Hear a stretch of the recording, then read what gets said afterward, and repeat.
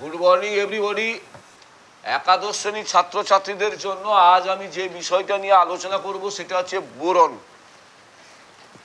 বোরনকে নিয়ে পার্টিকুলার আমাদের আলোচনা করতে হবে। বোরন দুই প্রকার হয়, একটা হচ্ছে নিয়তকার বোরন, নিয়তকার বোরন, আর একটা হচ্ছে অনিয়তকার বোরন।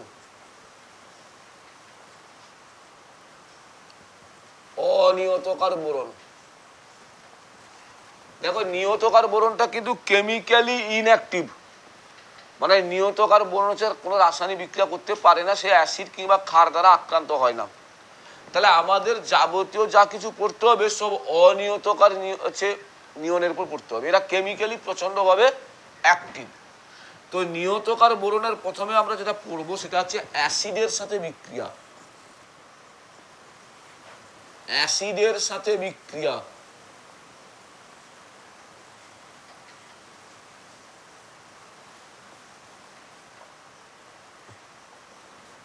অ্যাসিডের সাথে যদি বিক্রিয়া আমরা পড়তে হয়, ধরো বোরন যুক্ত নাইট্রিক অ্যাসিড, একে যদি তাপিত করা হয় নাইট্রিক অ্যাসিডের সঙ্গে বোরনকে মিশিয়ে যদি তাপিত করা হয়, তাহলে সেখান থেকে উৎপন্ন হয় H3BO3। এর নাম কি জানো? H3BO3 boric acid. Boric acid H3BO3 plus nitric acid ভেঙে গিয়ে বাদামি বর্ণের নাইট্রোজেন ডাইঅক্সাইড গ্যাস উৎপন্ন করবে, বাদামি বর্ণের নাইট্রোজেন ডাইঅক্সাইড গঠন করবে। বোরনের সঙ্গে যদি সালফিউরিক অ্যাসিডের বিক্রিয়া করি, তাকে যদি আমি তাপ দিই, তাহলে সেখানে উৎপন্ন হবে সেও বোরিক অ্যাসিড উৎপন্ন হবে। দেখো নাইট্রিক অ্যাসিড যদি নাইট্রোজেন ডাইঅক্সাইড উৎপন্ন করে, তাহলে সালফিউরিক অ্যাসিড কি উৎপন্ন করে? Sulphur dioxide. সেটা হচ্ছে পোড়া বারুদের গন্ধযুক্ত। তাহলে পরীক্ষা কেমন দিবে? যে এক বোরন একটি অ্যাসিডের সঙ্গে বিক্রিয়া করে পোড়া বারুদের গন্ধযুক্ত গ্যাস উৎপন্ন করে, অ্যাসিডটি কি? Sulphuric acid. যদি বলে বাদামি বর্ণের নাইট্রোজেন ডাইঅক্সাইড উৎপন্ন করে, অ্যাসিডটি কি? এইভাবে ছোট ছোট কোশ্চেন দিবে, ওখানে ডাইরেক্ট কোনো কোশ্চেন দেবে না। তোমরা কিভাবে বুঝেছো, কনসেপশন কতটা ক্লিয়ার হয়েছে তার উপরই নির্ভর করবে। বুঝছে? এই সালফার ডাইঅক্সাইড পোড়া বারুদের গন্ধযুক্ত গ্যাস উৎপন্ন হবে। এবার দেখো বোরনকে যদি আমি, এর নাম যেন Na2O2, সোডিয়াম পারক্সাইড। বোরনকে যদি সোডিয়াম পারক্সাইডের উপস্থিতিতে পটাশিয়াম নাইট্রেটের সাথে বিক্রিয়া করানো হয়, পটাশিয়াম নাইট্রেট, তাহলে উৎপন্ন হবে Na2BO3। এর নাম কি? Na2BO3। H3BO3 যদি বোরিক অ্যাসিড হয়, Na2BO3 হবে সোডিয়াম বোরেট। সোডিয়াম নামগুলোর সঙ্গে পরিচয় হবে তো, সোডিয়াম বোরেট উৎপন্ন হবে, প্লাস KNO2 উৎপন্ন হবে। পটাশিয়াম নাইট্রেট ভেঙে পটাশিয়াম নাইট্রাইট। ক্ষারের সাথে বিক্রিয়া, ক্ষারের সাথে বিক্রিয়া,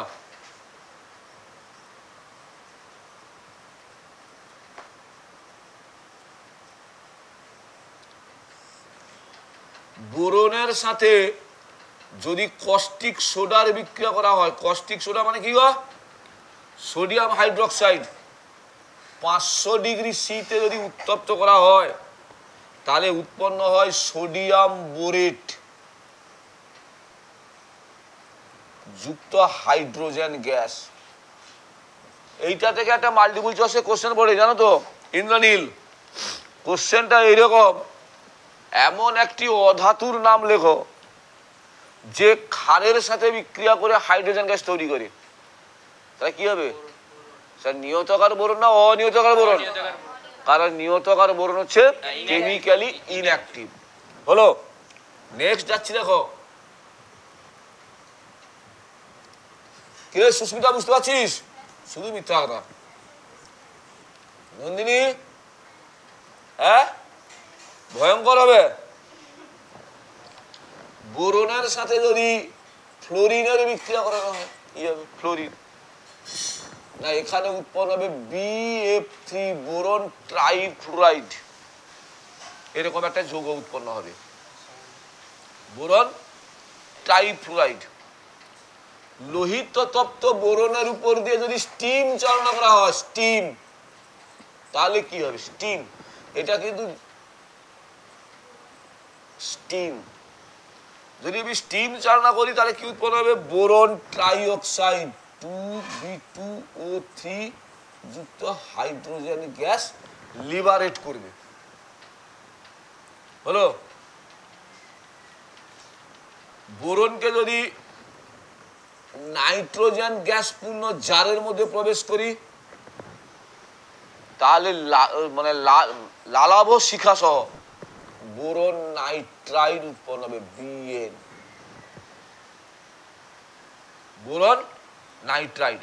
এই প্রসঙ্গে তোমাদেরকে একটু বলে রাখি, এই বোরন নাইট্রাইড কিন্তু এইভাবে থাকে না, বোরন নাইট্রাইড থাকে BN3, এইভাবে থাকে, এইভাবে থাকে।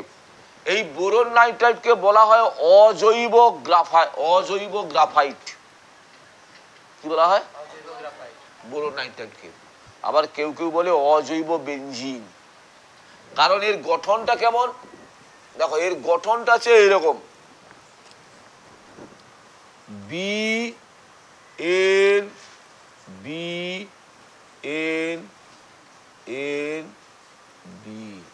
দেখেছ? দেখো তিনটা বি, 1 2 3, তিনটা বি, তিনটা এন, 1 2 3, অজৈব বেনজিন বা অজৈব গ্রাফাইট বলা হয়। ওইটা পরীক্ষায় মাল্টিপল চয়েসের কোশ্চেন, মাল্টিপল চয়েসের কোশ্চেন।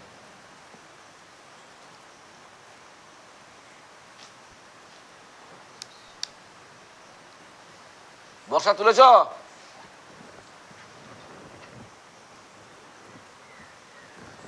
তৃষ্ণা,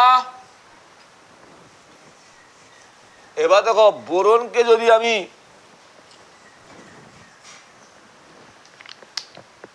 হাওয়া লাগছে, হাওয়া,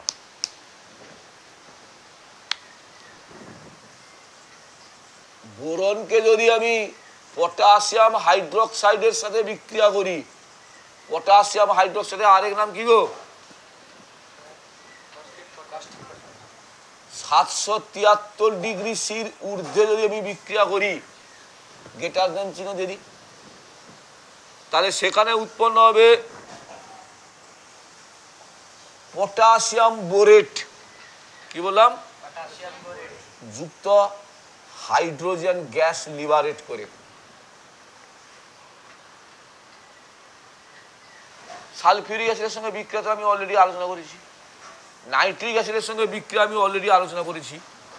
জ্বলন্ত ম্যাগনেসিয়াম ফিতাকে যদি বোরনের মধ্যে প্রবেশ করানো হয়, মানে বোরন উপস্থিতি যদি বিক্রিয়া করানো হয়, Mg3B2, এর নাম কি হবে বুঝতে পারবো? বলতে পারবো? ম্যাগনেসিয়াম ব্রোমাইড, ব্রোমাইড না বোরেট, ঠিক, ম্যাগনেসিয়াম বোরেট। ক্যালসিয়ামের সঙ্গে বিক্রিয়া করলে কি হবে? হ্যাঁ,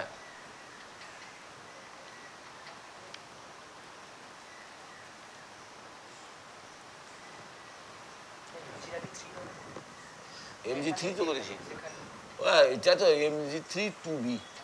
ব্যালেন্স তো ক্লাস 8 এর বাচ্চারা করে, তোমরা তো ব্যালেন্সটা করবে।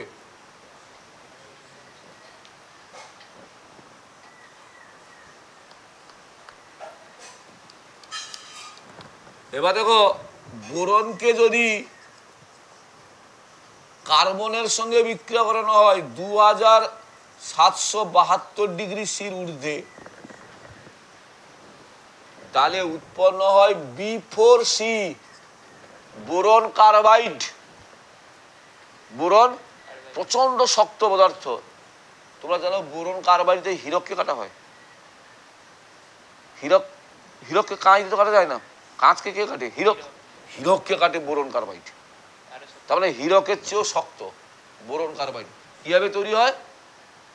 এই যে ব্রোমিও হচ্ছে বোরনের সঙ্গে কার্বনকে 2772 ডিগ্রি সি মানে প্রচন্ড পরিমাণ তাপিত করতে হবে, দিয়ে বোরনটা গলে যাবে, কার্বন গলে যাবে, গলে গিয়ে B4C উৎপন্ন করবে, তাকে আবার ঠান্ডা করতে হবে, ঠান্ডা করলে এই কঠিনতম যৌগটা উৎপন্ন হবে, বোরন কার্বাইড B4C।